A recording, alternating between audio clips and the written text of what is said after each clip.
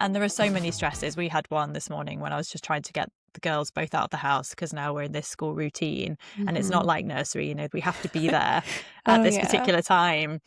And there isn't the time. And I think that's a big adjustment as well as they get older.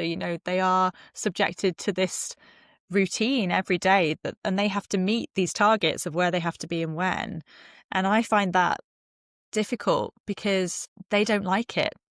And it Right. makes me wonder if it's good for them. But I mean, there's nothing I can do about that particularly. But it's then what do you do in the areas of the day that you can control to give yourself the best fighting chance of helping them to do that in a way that doesn't feel stressed and hurried and frantic. And yeah, that's definitely a learning curve in itself. And I'm not sure how I'll figure that one out, but there's different challenges at every season. I think as well, though, with that example of getting ready for school, it's also like, it's okay to say it's difficult because your children are expressing they don't like something. And I think as adults, a lot of the time, if we don't like the job we're in, we can move jobs. It's not as easy as saying you can just move, but, you can think, I'm not enjoying it. I'm just going to start looking for other jobs. For our children, we choose where they go to school or where they go to nursery. And if they don't like it there, but it fits with us, there's an element of they don't have a choice. And I think that can be difficult. And they are just expressing the certain likes and dislikes that they've got.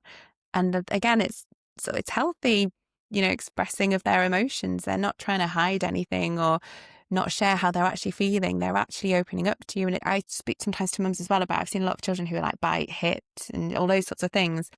And especially in the early years, a lot of it is they're just communicating something, either whether it be frustration or anger or sort of jealousy, things like that. A lot of it is usually they're trying to tell you something, but they don't have the words to yet. So this emotional part of their brain just takes over because the sort of problem solving part of the brain is not yet, that doesn't develop until early adulthood.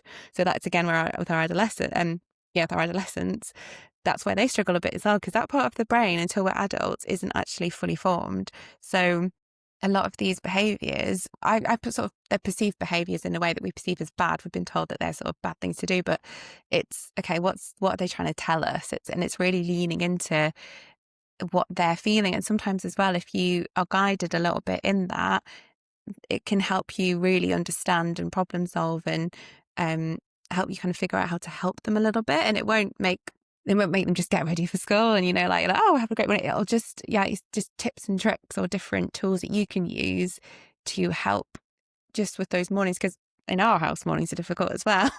It's not easy, like brushing teeth and all that kind of stuff. Like we always said, it's not easy. But I think it's sometimes just understanding the why behind why they are that way.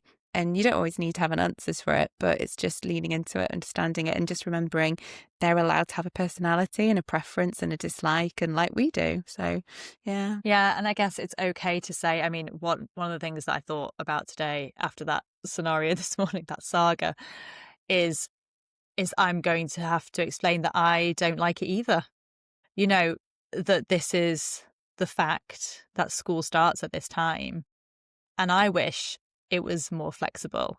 Yeah. But it's not. And I don't like it and you don't like it. So what can we do? Should we get up a bit earlier and just bring her into it? Because it's okay to sort of acknowledge that I don't like something either. Yeah, I don't have to definitely. be the school's sort of policeman and just tell her no and this is how it is and blah, blah, blah. That just leaves her feeling powerless in it. Whereas if I can try and sort of reframe it. But this is what we do as mothers. We see something in our own behaviour. And so much of it is instinct, isn't it? It doesn't feel like I handled that particularly in the best way. How Yeah. can I reframe it? How can I do it differently?